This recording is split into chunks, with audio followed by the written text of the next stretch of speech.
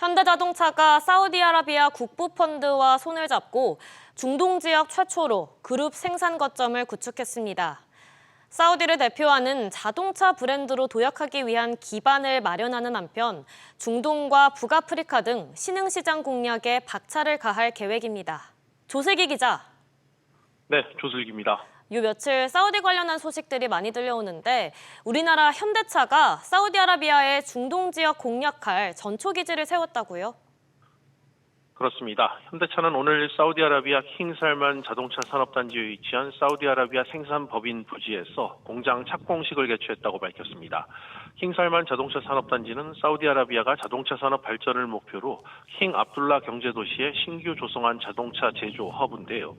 현대차는 이 지역에 사우디아라비아 국부펀드가 70%, 자사 30% 지분을 보유한 합작 생산 법인을 설립하고 사우디 내 완성차 제조 기반을 마련했습니다. 전기차와 내연기관차 등 연산 5만 대 규모의 홀류 생산 체계를 갖추고 이르면 내년 4분기부터 가동에 들어갈 예정입니다. 이번 착공식에는 장재훈 현대차그룹 부회장과 사우디 산업광물자원부 장관, 또 국부펀드 부총재 등 양국 주요 인사 200여 명이 참석했습니다.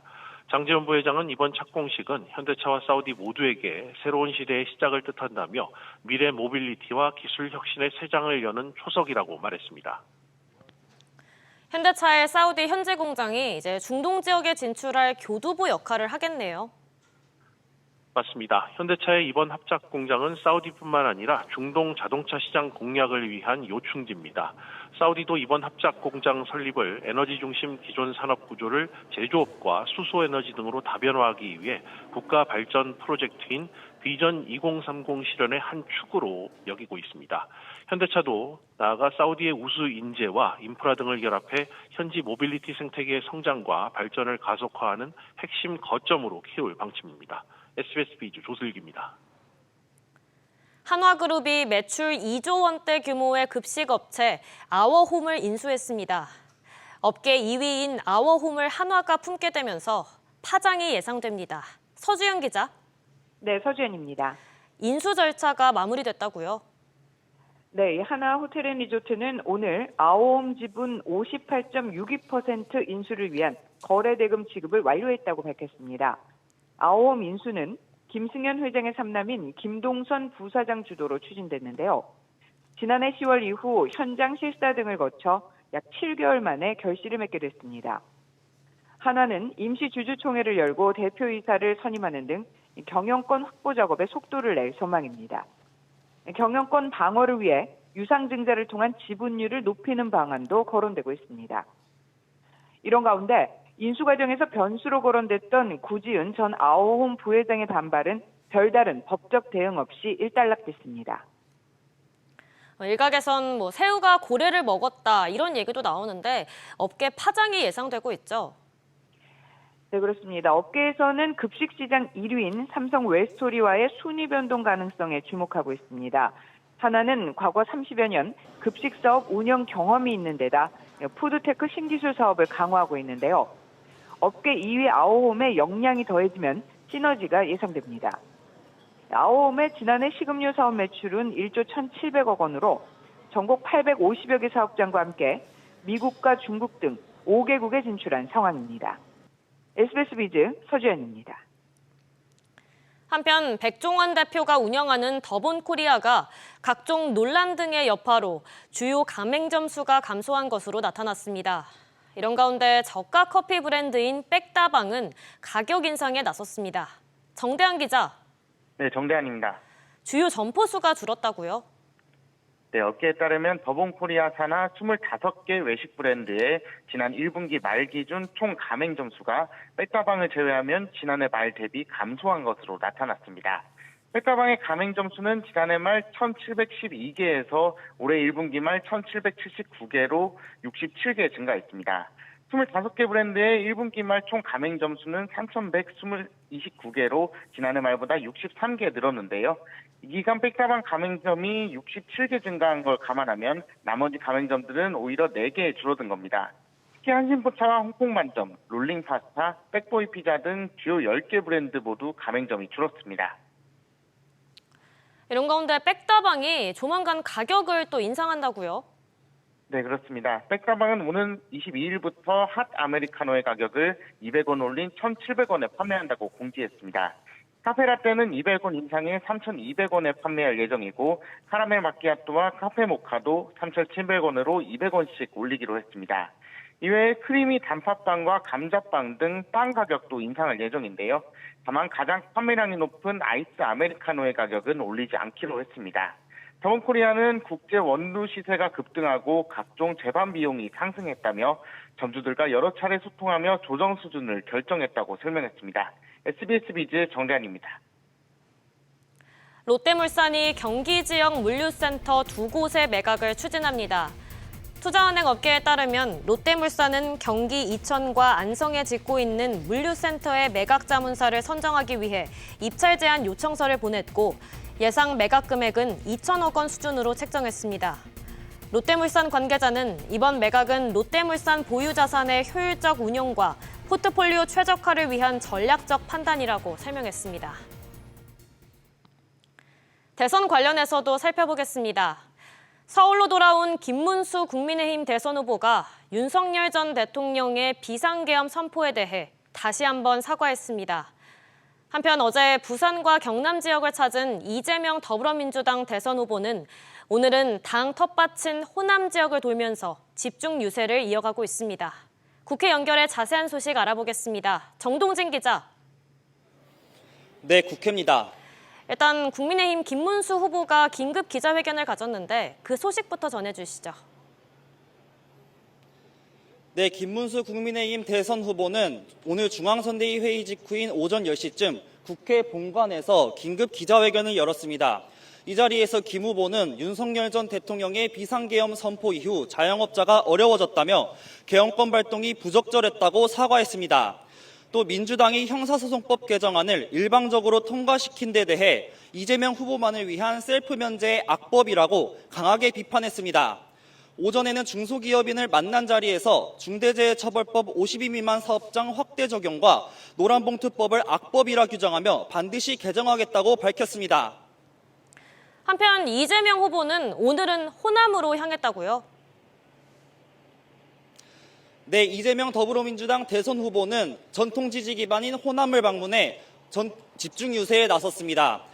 오전에는 화개장터를 방문해 동서화합을 강조하기도 했습니다. 그 사이 민주당 선대위는 오늘 오전 국회에서 주거복지위원회와 평화안보 전략을 논의하는 편산이즘 출범식을 가졌습니다. 이준석 개혁신당 후보는 스승의 날을 맞아 서울교대를 방문해 학생들과 학식 먹는 시간을 가집니다. 또 오후에는 서희초 사건의 재발 방지를 주제로 한 대한초등교사협회 간담회를 가질 예정입니다. SBS 비즈 정동진입니다. 한편 서울시가 아이를 낳은 무주택 가구를 위한 주거비 지원 사업을 이달부터 시작합니다. 2년간 최대 720만 원을 지원받을 수 있고 또 추가로 출산할 시 지원 금액은 더 늘어납니다. 최지수 기자. 네, 최지수입니다. 지난해 서울시가 저출생 극복 프로젝트로 발표했던 대책인데 이번 달부터 접수가 시작된다고요? 네, 그렇습니다. 서울시는 무주택 출산 가구 주거비 지원 사업에 대한 접수를 오는 20일부터 받습니다. 아이를 키우며 감당해야 하는 서울 주택의 높은 전월세 부담을 덜어주겠다는 취지입니다. 전세대출 이자나 월세에 대해 월 최대 30만 원씩 2년간 총 720만 원을 지급받을 수 있습니다. 또 여기에 추가 출산이나 다태아 출산은 혜택이 더 늘어나는데요. 최장 4년까지 지원받을 수 있어 최대 지원 한도는 1,440만 원입니다. 올해 1월 1일 이후 출산한 무주택 가구 중 기준 중위소득은 180% 이하여야 합니다. 임차 주택 조건으로는 전세 가격이 3억 원 이하, 월세는 130만 원 이하일 때 지원되며 SH, LH 공공임대주택 입주자는 제외됩니다. 이번 달에 접수를 시작하면 언제 처음으로 주거비를 받을 수 있나요? 올해 12월에 첫 지급이 이루어집니다. 이달 20일부터 7월 31일까지 상반기 출산자에 대한 신청을 받고 8월부터 11월까지 대상자 선정과 주거비 납부 내역 확인 절차를 거쳐 12월에 6개월분이 한 번에 지급됩니다. 또 선지출 사후 지급 방식으로 매달 한도 내에서 실제 사용한 만큼만 지원받을 수 있는데요. 예를 들어 전세대출 이자로 매달 20만 원을 썼다면 20만 원을 지원받게 됩니다. 지원 기간 동안 무주택 자격을 유지해야 하고 서울 외 지역으로 이사를 가면 주거비 지원이 중단됩니다. 청약 당첨으로 분양권을 취득한 경우에는 입주 전까지는 무주택 조건이 유지됩니다. SBS 비즈 최지수입니다. 부동산 시장 분위기를 보여주는 부동산 소비 심리 지수가 지난달에 보합 국면을 유지했습니다. 다만 세종시의 경우 조기 대선 분위기를 타고 주택 시장과 토지 시장 모두 전국에서 가장 높은 상승폭을 보였습니다. 취재 기자 연결합니다. 박연신 기자. 네, 박연신입니다. 먼저 지난달 부동산 소비 심리 지수가 어떻게 나왔나요? 부동산 소비 심리 지수는 100을 기준으로 지수가 100을 웃돌면 한 달 전보다 가격 상승과 거래 증가 응답자가 많다는 것을 의미하는데요. 지난달 전국 부동산 소비 심리 지수는 102.7을 기록하며 보합세를 유지했습니다. 주택 매매 시장으로 좁혀보면 수도권은 지난 3월에 비해 4월 지수가 하락했는데요. 서울 내 강남 3구와 용산구의 토지거래 허가구역 제도가 시행되면서 거래가 주춤한 모습을 보인 데 따른 것으로 풀이됩니다. 반면 세종은 130.8을 기록하며 상승 국면에 접어들었는데요. 이는 전국에서 가장 높은 수치이기도 합니다. 대통령실과 국회 이전 등 대선 변수의 영향을 받아 가격 상승세가 이어진 이유로 풀이됩니다. 보합권을 보이면서 전반적인 주택 경기가 되살아나는 분위기로 볼 수 있나요? 네, 주택산업연구원이 발표한 주택사업 경기 전망지수는 이달 89.6을 기록하며 한 달 전보다 4.1포인트 상승했는데요. 기준금리 동결과 대출금리 3%대 진입, 실수요자 중심의 매수세 확산이 영향을 준 것으로 보입니다. 수도권과 세종이 한 달 전보다 각각 20.2포인트, 18.7포인트 올라 큰 폭 상승을 기록했는데요. 수도권은 지난해 10월 이후 7개월 만에 기준치 100을 웃돌았습니다. 특히 서울과 세종은 전국에서 유일하게 상승 국면에 접어들었는데요. 세종의 경우 주택가격 상승 기대감에 주택사업자들의 심리에 긍정적인 영향을 미친 것으로 분석됐습니다. 다만 주사년은 대선을 앞둔 만큼 정치적인 불확실성으로 주택 공급 입법 논의가 지연되고 있고 새 정부 정책 방향에 따라 부동산 흐름이 달라질 수 있다고 밝혔습니다. SBS 비즈 박연신입니다. 이런 가운데 국내 건설 경기의 침체가 2008년 세계 금융위기 당시보다 심각하다는 통계가 나왔습니다. 이에 따라 정책 지원과 더불어서 중장기적인 산업 체질의 전환이 시급하다는 목소리가 높아지고 있습니다. 신다미 기자. 네, 신다입니다. 지금 상황이 얼마나 심각한 건가요? 네, 한국건설산업연구원에 따르면 지난 2023년 건설 수주는 전년 대비 16.6% 감소해 6%가량 줄었던 2008년 금융위기 당시보다 감소폭이 컸습니다. 건축 착공 면적 역시 2008년엔 전년 대비 약 22% 감소했으나 2023년에는 31.7%로 크게 줄었는데요. 주택 수요 부진을 보여주는 연도별 미분양도 지난 2022년 6만 8천여 가구로 물량 자체는 2008년보다 적지만 전년 대비 증가율이 284.6%로 매우 가팔랐습니다. 이에 따라 건설업 매출액 세전 순이익률은 지난 2021년 6.2%에서 2년 만에 절반 수준인 3.4%로 떨어졌고 매출액 영업이익률도 같은 기간 4.8%에서 3%로 줄었습니다. 그런데 더 문제는 앞으로도 전망이 밝지 않다는 거죠? 네, 건사년은 최근 건설 경기가 2008년 금융위기 때보다 더 빠른 침체 양상을 보인다고 지적했습니다. 특히 경제 저성장 흐름이 우려된다는 점을 짚었는데요. 금융위기 당시엔 국내 총생산 GDP 성장률이 3%에 달했고 2010년엔 7%로 반등했지만 지난해 성장률은 2%에 그쳤고 올해와 내년 모두 1%대 수준이 전망되기 때문입니다. 또 신속한 금리 인하가 필요한 상황이지만 미국과의 금리 격차와 물가 안정 기조 등의 이유로 과감한 금리 인하책을 시행하기엔 부담이 크다고 우려했습니다. 건사년은 건설 경기 회복을 위해선 공공 발주 정상화와 도심 재정비 사업 활성화를 통해 시장의 유동성을 공급해야 한다고 강조했습니다. SBS 비즈 신다입니다. 한편 보건복지부의 각종 의학 연구를 담당하는 한국보건산업진흥원에 기관주의 조치가 내려진 것으로 파악됐습니다. 국가 연구비가 제대로 관리되지 않은 것으로 나타났는데요. 자세한 내용 취재기자 연결해 알아보겠습니다. 오정인 기자. 네, 오정인입니다. 어떻게 된 일인가요? 네, 복지부는 보건산업진흥원 감사를 통해 지난 12일 기관주의 조치 통보를 했습니다. 감사 결과 진흥원은 연구개발이 끝날 때마다 관련 비용을 정산해야 하는데 2020년부터 2024년까지 남은 비용 2억 810여만 원을 회수하지 않은 것으로 나타났습니다. 진흥원 측은 담당자가 한 명이다 보니 연구대행기관에 대한 비용 독촉 절차가 규정상 서면으로 이루어져야 했음에도 유선상으로만 진행됐다며 신속히 후속 조치를 이행하겠다고 설명했습니다. 뿐만 아닙니다. 임직원들의 교육 등에 쓰는 능력개발 보조비가 임직원 자녀의 책 구입 등에 부적정하게 쓰인 것으로 확인됐습니다. 최근 5년 사이 직무 관련성이 낮은데도 지급된 건수는 143건, 규정상 지원이 불가한 유아동 도서 구입비 지원도 22건, 131만 원 이뤄졌습니다.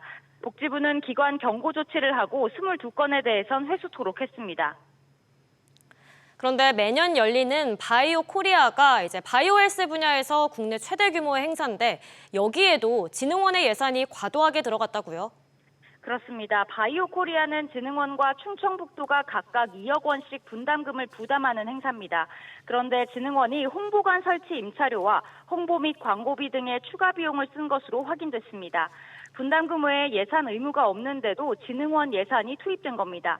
또 사업 수행은 진흥원과 독립적인 바이오 코리아 사무국이 해야 함에도 진흥원 사무실 공간을 쓰고 진흥원 팀장이 사무처장을 맡기도 했습니다. 진흥원 직원들이 겸직을 할 경우 원장의 허가를 받아야 하지만 2020년 이후 겸직 허가를 받은 경우도 없었습니다. 진흥원은 실질적 운영을 진흥원이 맡아왔다며 사업 운영 방식을 개선하겠다고 밝혔습니다. SBS 비즈 오정인입니다. 이런 가운데 올해 3월까지 나라 살림 적자가 61조 원을 넘어섰습니다. 역대 두 번째로 큰 규모인데요. 이런 상황에서 추경 편성이 실질적으로 반영된다면 적자 규모는 더 커질 전망입니다. 이민우 기자. 네, 이민우입니다. 정확히 집계된 적자 규모가 얼마인가요? 네, 기획재정부에 따르면 3월까지 집계된 관리재정 수지는 61조 3천억 원 적자를 기록했습니다. 관리재정 수지는 통합재정 수지에서 국민연금 등 4대 보장성 기금을 제외해 실질적인 재정 상태를 드러나는데요. 지난해 같은 기간보다 14조 원 줄었지만 역대 두 번째로 큰 규모입니다. 다만 이번 달 초 국회를 통과한 13조 8천억 원의 추가 경정 예산이 반영되면 지난해 적자 규모에 육박합니다. 이번 추경 지원을 마련하기 위해선 10조 원 가까운 국채가 추가로 발행됩니다. 일단은 전년과 비교했을 때 지출은 줄고 수입은 늘어났죠? 그렇습니다. 지난 3월 말 누계 총수입은 1년 전보다 12조 5천억 원 늘어난 159조 9천억 원을 기록했습니다. 특히 법인세와 소득세가 각각 6조 5천억 원, 2조 8천억 원 더 거친 데다 한국은행의 잉여금 증가 등 세외 수입이 3조 9천억 원 증가한 탓입니다. 대신 총지출은 2조 2천억 원 감소한 210조 원에 달했습니다. 3월 말 기준 중앙정부 채무는 1,175조 9천억 원으로 한 달 전보다 4조 6천억 원 줄었습니다. 4월 국고채 발행 규모는 20조 9천억 원으로 외국인 순투자로 9조 6천억 원이 순유입됐습니다. 4월까지 발행된 누적 국고채 규모는 81조 2천억 원에 달하는데 연간 총 발행 한도의 41% 수준입니다. SBS BG 이민우입니다. 신용카드 한 장만 들고 외출하시는 분들 많으시죠? 이처럼 카드에 더해 간편결제 등 비현금 지급수단 이용이 늘면서 지폐와 동전 사용이 급감하고 있습니다. 이에 따라 현금 이용이 10년 전에 비해 반토막보다 더 줄어든 것으로 나타났습니다. 오수영 기자. 네, 오수영입니다. 우리나라가 유독 현금을 덜 쓴다고요? 그렇습니다. 한국은행이 전국 만 19살 이상 3,500여 명을 설문조사한 결과 작년 현금 이용 건수 비중은 15.9%에 그쳤습니다. 10명 중 한두 명만 현금을 썼다는 뜻인데요. 현금 이용 비중은 지난 2013년 41.3%였는데 2015년 30%대로 내려온 뒤 2019년에는 20%대까지 떨어졌다가 지난해에는 10%대 중반까지 감소한 겁니다. 약 10년 전만 해도 10번 결제를 할 때 4번은 현금을 썼다면 이제는 한두 번만 쓴다는 뜻입니다. 우리나라가 특히 현금 사용 비중이 적은데요. 선진국 중에선 일본이 41%, 스페인 38%, 독일 36%, 이탈리아 25% 등의 순서로 현금 사용도가 높았습니다. 반면 노르웨이는 4%, 스웨덴 5% 등 북유럽 국가들과 뉴질랜드 6%, 캐나다 6% 등 영연방 국가 현금 사용도는 우리보다도 낮았습니다. 이러다가 실물 화폐가 사라질 수도 있겠어요? 그건 아닙니다. 디지털 화폐 CBDC 대국민 실험을 진행하고 있는 한국은행은 실물 화폐 발행 중단 가능성은 없다는 점을 계속 강조하고 있습니다. 이종열 한은 부총재보는 지난달 설명회에서 디지털 화폐는 전력이 끊긴다거나 통신이 안 되면 작동하지 않을 수 있고 정보 기술, IT에 익숙하지 않은 분들을 위해서라도 실물 화폐는 꼭 필요하다고 말했습니다.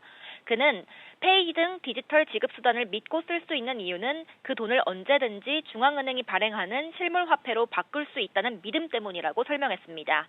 SBS 비즈 오수영입니다.